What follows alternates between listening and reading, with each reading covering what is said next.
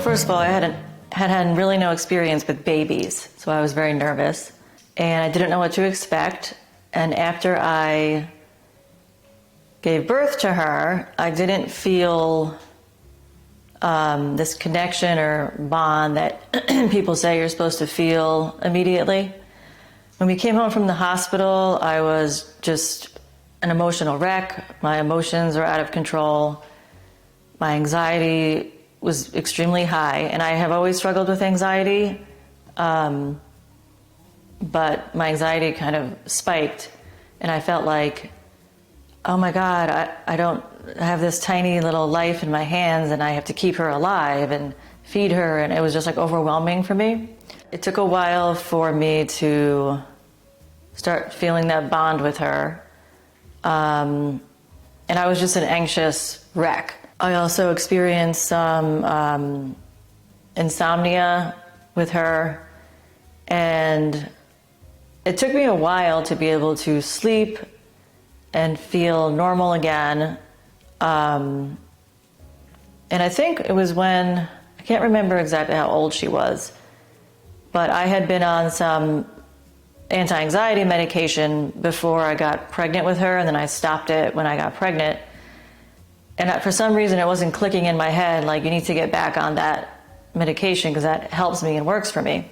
So, first of all, I was terrified to have a second child because of the struggles I experienced after having the first.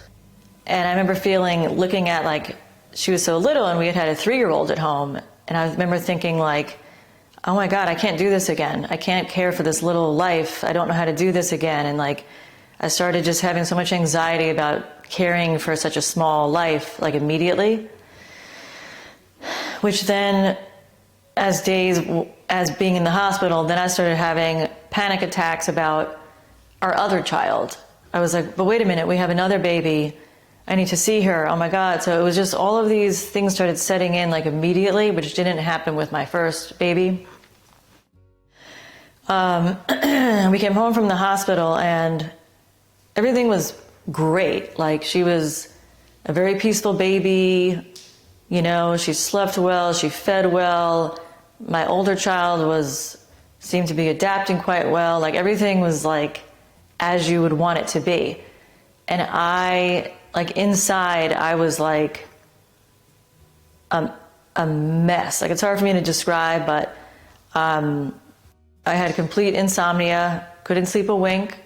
My husband was willing to feed her all night. I couldn't sleep, no matter what, you know. And the insomnia then led to a feeling of just being totally out of control, because obviously everybody needs sleep. And insomnia is a symptom of postpartum depression and anxiety, and nobody tells you that could happen after having babies, that you might experience insomnia. The psychiatrist was excellent, and so once I started sleeping again with the correct medication, and then once my previous medication started kind of kicking in and doing what it needed to do, it was like the sunshine came. It was like, like out from the clouds, because I was like, oh my God, I feel normal. Oh my God, I feel myself. And then, like, I truly enjoyed my second baby's infancy. What helped me was having my sister, because she had some struggles too after her second baby.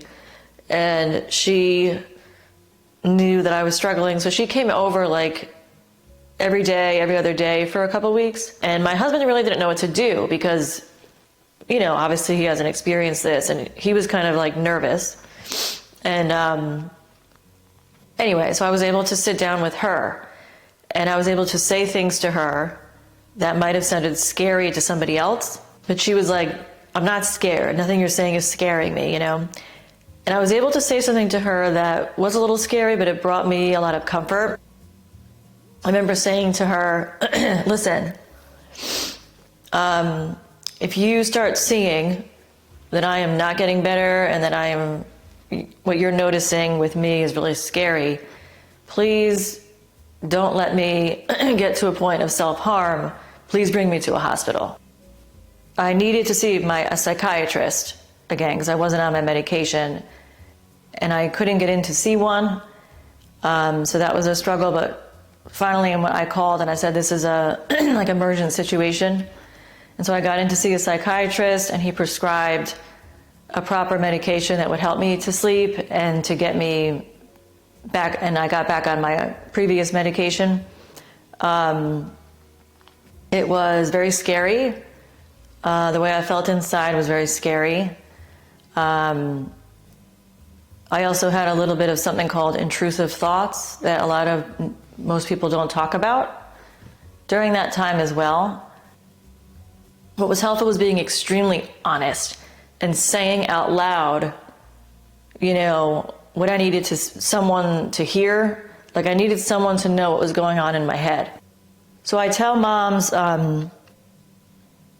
it's okay if they don't feel themselves. If they don't feel normal, they need to just talk about it. Like, to tell someone, to be vulnerable, that it's okay to seek the help of a therapist or a psychiatrist, that if you're someone who never took medication before, it's okay to start taking a medication, that these medications exist for a reason. It's just like if you had high blood pressure, you would take high blood pressure medication. And if you have some mental health concerns, there's medication for that too.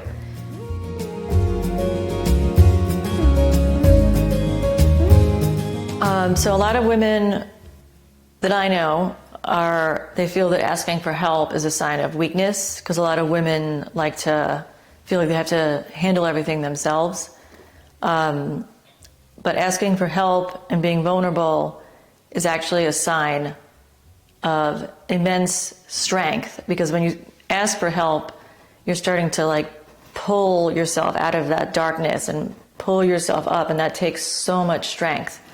So I just want women to know also, when you ask for help and you tell someone you're struggling, that is actually taking care of your baby, because you cannot care for your child the way you want to when you're not okay. So when you ask for help, that is taking care of your baby.